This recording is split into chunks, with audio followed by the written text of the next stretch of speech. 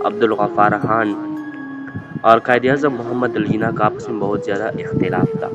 یہ اختلاف کس وجہ سے تھا؟ دیکھیے ہم نے بتایا کہ کل ہم نے اس چیز پر ذکر کیا تھا جو اعتراضات کیے جاتے ہیں، ٹھیک ہے۔ آج ہم اس چیز پر ذکر کریں گے کہ یہ اعتراضات کس حد تک درست ہے اور کس حد تک غلط ہے۔ یہ جو کہتے ہیں نا کہ بچا خان افغانستان میں دفن ہے، اس کا ایک جواب ہے۔ علامہ محمد اقبال رحمۃ اللہ علیہ اور بچا خان رحمۃ اللہ علیہ دونوں افغانستان جاتے تھے، پیر امان اللہ کے پاس جاتے تھے۔ علامہ محمد اقبال کا بھی وہ پیر تھا اور بچا خان کے بھی وہ پیر تھا۔ دونوں وہاں سے درس آزادی لیتے تھے، دونوں وہاں سے آزادی کا درس لے کے پاکستان آتے تھے اور یہاں پر اس کے مطابق یہ دونوں عمل کرتے تھے، اس کے مطابق یہ دونوں جاتے تھے۔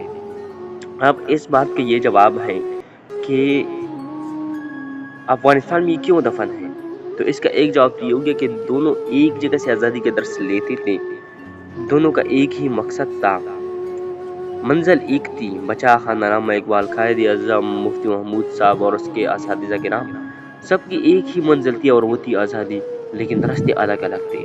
اب اس پر کوئی بندہ اعتراض نہیں کر سکتا کہ یہ راستے الگ الگ کیوں تھے۔ دیکھیں کچھ لوگ جہاد کر رہے ہیں، کچھ لوگ تبلیغ کر رہے ہیں، کچھ لوگ کوئی اور، کچھ لوگ صوفی ہوتے ہیں، پیر مرشد، یعنی کہ مختلف راستوں پہ جا رہے ہیں، لیکن سب کی ایک چاہت ہے، ایک منزل ہے اور وہ ہے جنت۔ بالکل اس طرح قائد اعظم علامہ اقبال ان کا ایک الگ راستہ تھا، علماء دیوبند ان کا ایک الگ راستہ تھا اور بچا خان اس کا ایک الگ راستہ تھا، لیکن منزل ایک تھی اور وہ تھی آزادی۔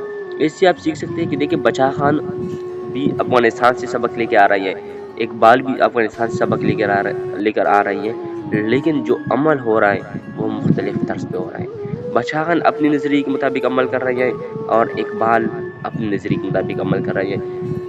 اگر آپ کہتے ہیں کہ نہیں علامہ اقبال غلط ہے تو پھر میں کہتا ہوں کہ بچا خان بھی غلط ہوگا۔ اگر آپ کہتے ہیں کہ نہیں بچا خان غلط ہے تو پھر میں کہتا ہوں علامہ اقبال بھی غلط ہوگا، اس لیے کہ ایک جگہ سے سبق حاصل کر رہی ہے اور دونوں عمل کر رہے ہیں ہندوستان میں آ کے اس پہ، لیکن طریقہ الگ ہے، ایک دوسرے سے طریقہ مکمل طور پر مختلف ہے۔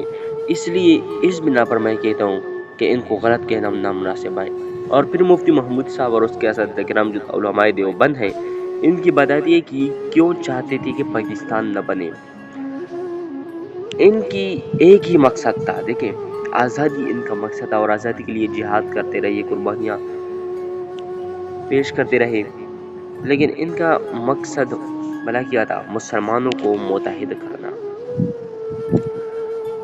وہ یہ چاہتے تھے کہ ہم ہندوستان پہ اگر 3 حصوں میں اس کی تاریخ تقسیم کیا جائے تو 2.5 حصوں پر ہم حکومت کرتے رہیں گے، یعنی اگر 1500 سالہ تاریخ ہے تو اس میں 1000 سالہ ہم نے حکومت کیا اور 5 سال بغیر حکومت کے ہندوستان رہا ہے، تو ان کا یہ خیال تھا کہ ہم ہندوستان پر حکومت کر سکتے ہیں۔ اس لیے وہ یہ چاہتے تھے کہ ہندوستان تقسیم نہ ہو۔ اور پھر یہ بات جو لوگ کر رہے ہیں کہ یہ پاکستان مخالف تھے، پاکستان مخالف ہی نہیں تھے، وہ یہ چاہتے تھے کہ مسلمان ڈیوائیڈ نہ ہو، اور قائد اعظم چاہتے تھے کہ مسلمانوں کو ایک الگ اور آزاد ریاست ملے۔ قائد اعظم کا خواب بھی سچا ہوا، پاکستان بن گیا، مسلمان الگ ہو گئے، بنگلہ دیش بن گیا، پاکستان بن گیا، لیکن ان کو جو خطرہ تھا وہ بھی سچ ثابت ہوا۔ خطرہ یہ تھا کہ مسلمان تقسیم ہو جائیں گے، اور بے شک مسلمان تقسیم ہو گئے۔ کشمیر، آزاد کشمیر میں جموں کشمیر، کچھ کشمیر چین کے پاس ہے، اور پاکستان الگ ہو گیا، بنگلہ دیش الگ ہو گیا، مسلمان تقریباً 4 حصوں میں الگ ہو گئے، اس لیے کہ چین کا کبھی قبضہ ہے کشمیر پہ، وہاں پہ مسلمان رہتے ہیں، انڈیا کے بھی ہے، یہ 2 ہو گئے، بنگلہ دیش الگ ہو گیا، پاکستان الگ ہو گیا، 4 حصوں میں مسلمان بٹک گئے، مسلمان تقسیم در تقسیم ہو گئے۔ اگر یہ سارے اکٹھے ہوتے تو یہ بہت بڑی طاقت ہوتی۔ باقی میرا علم اتنا ہی ہے جو میں نے آپ لوگوں کو پہنچایا، لہٰذا آپ سب کو اللہ تعالیٰ اس پر عمل کرنے کی اور مزید تحقیق کرنے کی توفیق عطا فرمائے۔ اگر کوئی غلطی ہو تو کمنٹ میں آپ لوگ